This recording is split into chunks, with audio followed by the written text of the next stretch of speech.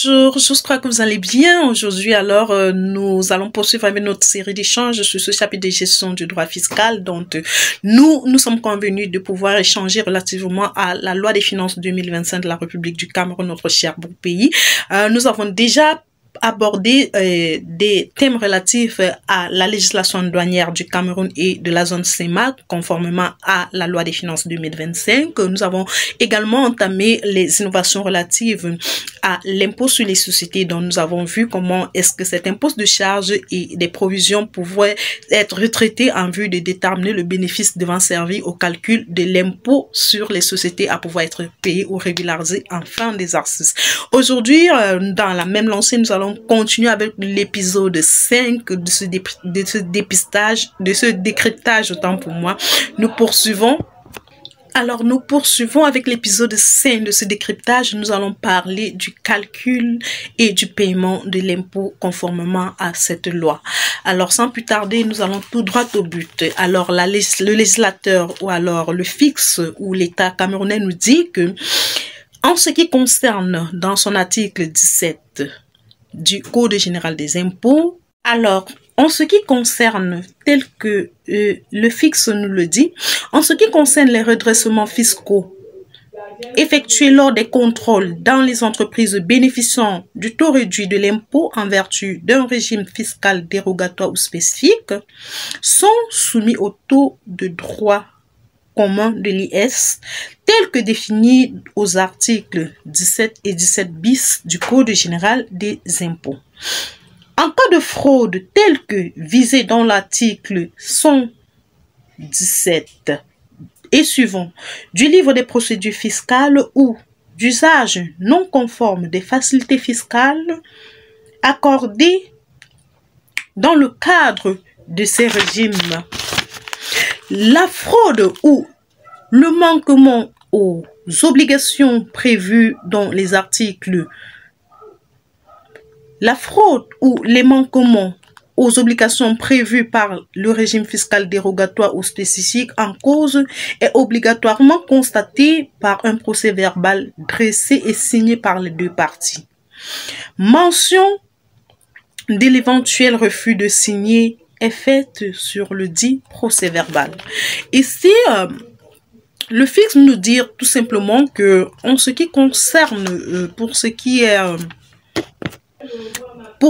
est du calcul de l'impôt, pour toutes les sociétés conventionnelles, le taux applicable est le taux reconnu pour ces entreprises-là, donc de 30% en guise de connaissance, soit 30% plus les 10% de centimes additionnels communaux, qui font un total de 33% d'impôts qui devront être payés par les entreprises au titre d'impôt sur les sociétés. Et ce paiement ou alors la liquidation de cet impôt est fait généralement le 15 mars de l'année suivante pour le compte de l'exercice précédent ou de l'année précédente. Alors, dans ce cadre, quand on parle de 33% d'IS, les 30% vont bien au trésor en ce qui concerne la caisse de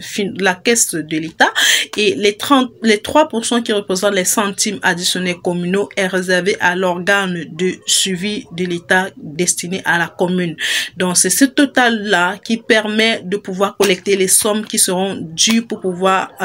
permettre à l'État de pouvoir honorer à ses engagements dans son budget au courant de l'exercice en cours. Au même titre, l'État nous dit, pour toutes les entreprises qui ne déclareront pas ou alors qui ne payeront pas leurs impôts dans la limite du temps prévu par le législateur, soit le 15, parce que le 15 mars, c'est la régularisation de l'impôt qui est faite pour le solde restant, et chaque mois, les entreprises sont tenues de pouvoir déclarer leurs impôts et pouvoir payer un acompte. C'est pour ça qu'on s'est dit un acompte, une avance d'impôt qui sera régularisée en fin d'exercice au plus tard le 15 de chaque mois pour le compte du mois précédent. Donc, pour toutes les entreprises qui ne respecteront pas soit le paiement, soit premièrement la déclaration de leurs impôts, deuxièmement le paiement et aussi troisièmement le respect du délai du 15 mars, ils seront sanctionnés et la sanction se veut par une procédure qui voudrait que les agents du fisc puissent adresser aux entreprises un procès verbal qui les pousse ou alors qui les informe qui les rappelle de leur retard de paiement et donc des sanctions liées à ce retard ou à un défaut de paiement ou de déclaration d'impôt. Et dans ce cadre-là, l'entreprise concernée est tenue de pouvoir décharger ce procès verbal. En cas de refus par l'entreprise, les agents des impôts seront tenus donc de porter ou alors d'apporter la mention de refus de l'entreprise de pouvoir décharger cet avis de redressement, généralement dit AMR, avis de mise en recouvrement. Donc, pour pouvoir éviter de pouvoir se faire sanctionner par l'État, les entreprises sont tenues donc de pouvoir déclarer leurs impôts chaque mois et les payer au plus tard le 15 du mois suivant pour le compte du mois, avant d'attendre la régularisation dans leur DSF, déclaration statistique et fiscale, en fin d'année pour pouvoir payer le restant de cet impôt-là en ce qui concerne les sociétés. Je crois que j'ai été assez clair. Maintenant, l'IS est acquitté spontanément par le contribuable au plus tard le 15 du mois, ce dont nous parlions, suivant les modalités du Code général des impôts. On a plusieurs étapes. Nous allons rentrer dans le Code général des impôts pour pouvoir lire. Maintenant, par rapport à la loi des finances 2025, le législateur a mis un accent sur les entreprises assujetties au régime simplifié. Le régime d'une entreprise étant déterminé en fonction de son chiffre d'affaires ou alors de sa capacité à pouvoir réaliser un chiffre d'affaires qui va selon les tranches. Nous y en reviendrons. Alors, un acompte représentant 5% du chiffre d'affaires réalisé au cours de chaque mois est payé au plus tard le 15 du mois suivant, majoré de 10% de centimes additionnels communaux. Donc, l'acompte de cet impôt qui devra être payé est de 5% de cet impôt-là. Avec les centimes additionnels de 10%, ça fera 5,5% pour les entreprises du régime simplifié, qui sera différent de la procédure des entreprises du régime réel, qui sera différent de la procédure des entreprises autrefois assujetties à l'impôt libératoire, bien qu'il y a une innovation à ce point-là.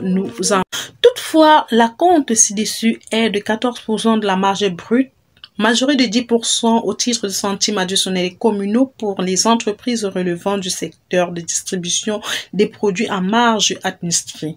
visé dans le Code général des impôts. Alors, le reste relatif à cet élément est sans changement. Le législateur nous dit que l'acompte visé à l'alinéa premier ci-dessus, dans le Code général des impôts, relatif à l'article portant sur le calcul et le paiement des impôts, que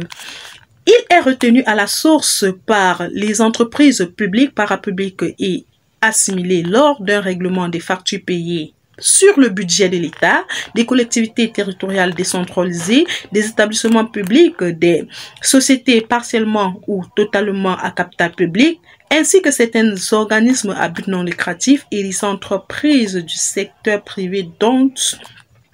la liste, autant pour moi, dont les listes sont fixées par voie réglementaire. Et le reste, en ce qui concerne les entreprises pouvant faire des retenues sur les retenues d'impôts pour pouvoir être reversées à l'État restant inchangé. Donc, pour ce qui est des innovations, le fixe nous dit que pour toutes ces entreprises-là, telles que l'U, dont ils ont la possibilité de pouvoir retenir cet impôt-là lors d'un règlement d'une facture et pouvoir reverser à l'État. Et dans ce cadre-là, l'entreprise ou le fournisseur pour lequel l'État, l'entreprise parapublic ou public, ou bien l'entreprise